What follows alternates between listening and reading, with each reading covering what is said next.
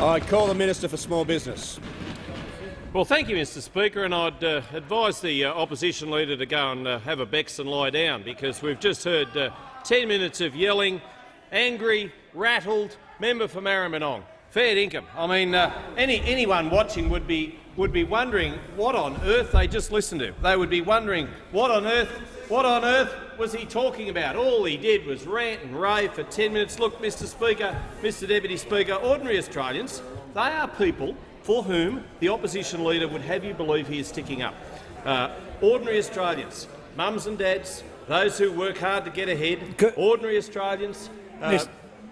Small Business Minister, could members on my left please, if they're leaving, leave quietly, and if you're staying, remain quiet. Or they could just go and yell like have another yelling session with the opposition leader. I call the Small Business Minister. Thank you, Mr Deputy Speaker. Look, as I was saying, ordinary Australians. The member for Maribyrnong, reckons he is their champion. He reckons he is their champion, this opposition leader, unless, of course, they run a small business. The Leader of the Opposition said a lot today about how he apparently cares, but he left out one critical sector, Mr Deputy Speaker, which drives one of the greatest contributions to the Australian economy. Just as he does every day, he forgot those ordinary Australians, ordinary everyday Australians in small business.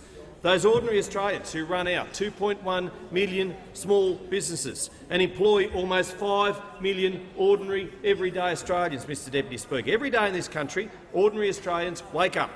They go to work in small business, building the economy and creating jobs. Every day those ordinary Australians take risks. We heard the Prime Minister in question time today talk about those risk takers. He talked about their enterprise. He talked about the need for investment. He talked about small businesses. But we never hear too much from the opposition leader talking about small businesses. Now, every day this government is backing those small businesses. But those opposite have no plan for ordinary Australians, because there is one key thing about our economy they simply do not understand. The member for Lyons is out of his place and is disorderly. He'll be removed if he continues. Small Business Minister. Thank you, Deputy Speaker. It is business, not government, which creates jobs. Our economy needs more people in work. It needs cities and towns, big and small, with opportunities for jobs and investment, whether it's metropolitan Australia, the outer suburbs, regional, rural, remote Australia. The answer is small business. That is something that this government understands. We back small business because we know what it is like to run one. We back small business because we know what it is like to employ people. We back small business because we know that that is the sector which will make this economy grow. And today, of all days, the second last sitting day, was to be the last, but we're coming back tomorrow, we want to deliver those ordinary Australians in small business a tax cut. Now, those opposite could make it really simple. They could have got on board with our plan. They could have got on board with our policies. But I know, typical obstructionists, Mr Speaker, they stood in the way. A roadblock, a handbrake to small business and the tax cut that they tell me that they desperately, seriously need, want, deserve, demand, expect. And look, long before I spoke of the need for tax cuts in small business here, I understood the issue personally. Unlike so many of those who sit on the opposition benches, to me a plan for small business is not theory. It is not something I've used as a pawn in my lifelong game of politics.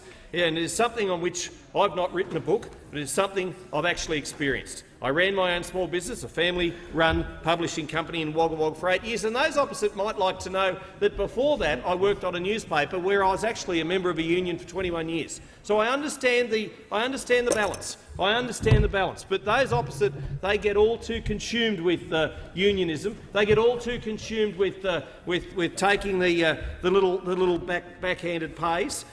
More than anything, I know what it's like to take a risk, Mr Deputy Speaker.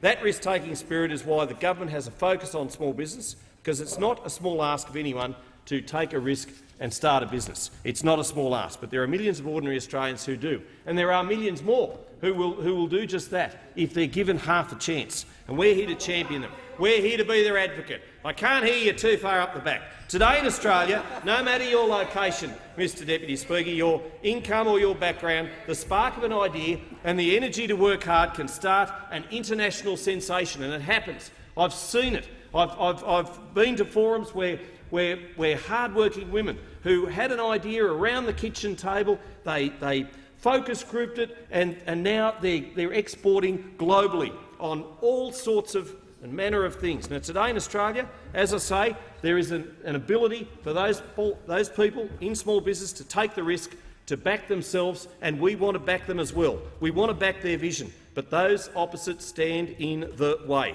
The best support for an ordinary Australian is a job. We heard the Prime Minister say it today. Almost 5 million jobs in Australia come from small business. Whether it's in the electorate of Lyons, whether it's in the electorate of McEwen, those people want to be backed. They want to create the opportunity for their kids and their kids' kids to be able to, understand that their parents had a go. I'm on a nationwide small business roadshow at the moment. I went to the member for Mackellar's electorate. I've been to the member for Brisbane's electorate. He had 150 people turn up. He understands small business. A great retailer. He gets what we're trying to do. I just wish those opposite did. Now, I've met with some wonderful, ordinary, everyday Australians who understand why they need a tax cut. Whether it was in Brisbane, I'm looking forward to going to Western Australia to visit the member for Durac's electorate. Now, and one of those that I met along the way was Andrew Craig of Nomadic Cafe in High Street, Berwick, with the member for Latrobe. He's a good member. And when we were talking about our tax plan, our tax cut for small business, Andrew said that would be awesome. Awesome. Inspirational. He's got this coffee shop. He couldn't understand why Labor and those opposite are standing in the way. He just couldn't get it, Mr Deputy Speaker. He's absolutely right. Ours is a plan backed by small businesses. Backed by small businesses. And here are some just of those in their own words. Defining small enterprises as those with turnover under $2 million a year is seriously out of step with the rest of the world and significantly limits Australia's potential. And that was John Pallers, who is the Australian Advanced Manufacturing Council chairman. I'm confused why they're doing it. The 10 million threshold picks up so many small businesses, and it's just like they want us to stay small. At the moment, I'm not sure what Labor are doing with small business, and that's Peter Strong. He's the Chief Executive of the Council of Small Business of Australia.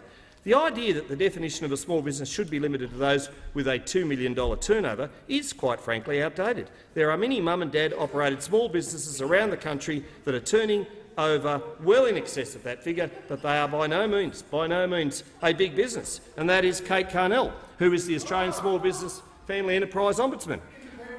We look to our government and our parliament. Well, at least she knows how to run a small business. At least she knows what it takes to back herself. At least she knows what it is like to take a risk. I don't know whether you've taken too many risks, but you're probably picking it out of a few businesses with your union mates, and that's the problem. That's the problem with those opposite. They don't want to get on board with our tax plan. Here we go. The Minister will resume his seat. I'll call the member for McEwen. The Minister, in his outrageous spittle-filled rant, might want to actually refer through the chair, as he's supposed to. The member for McEwen may raise the point. The Minister will refer his comments through the chair. Thank you. Now, we look to our government and our parliament to show leadership and make it easier, not harder, for business to get on with the job. That was James Pearson. Now he is the Chief Executive of the Australian Chamber of Commerce and Industry. Despite Labor's opposition, we support the government proceeding with the bill and continued pragmatic negotiations to ensure it passes. That was Andrew Conway. He is from the Institute of Public Accountants. He's the Chief Executive Officer. So all of those know that when small business is strong, so too is our economy. This is something those opposite used to understand, but they now simply stand in the way. I don't get why they want to stand in the way, Mr Speaker, but I'd love to see them come on board on this day of days when they could actually get on board. And tomorrow I look forward to seeing the tax plan pass the parliament. Now, when the opposition leader, the same man who just railed against tax cuts, actually had to make decisions and actually had to stand for something, then when the Labor government party was actually the government, here's just a couple of bit of what he used to say. Any student of Australian business and economic history since the mid-80s knows that part of Australia's success was derived through the reduction in the company tax rate. We need to be able to make life easier for Australian business, which employs 2 in every 3 Australians. He said that. It's actually 4 out of 5, but anyway, we'll forgive him for that. Reducing the corporate tax rate, seeing more capital flow into our domestic economy, which will then flow onto workers in the form of higher wages, thereby improving standards of living. Now, that's what the member for Maribyrnong said he was in government. I don't know why he doesn't back us now. After all, he does have 12,951 businesses, small businesses, in his electorate. It's time he backed them, and it's time he backed the 2.1 million small businesses across the nation. I call the member for Sydney. So much, Mr Deputy Speaker.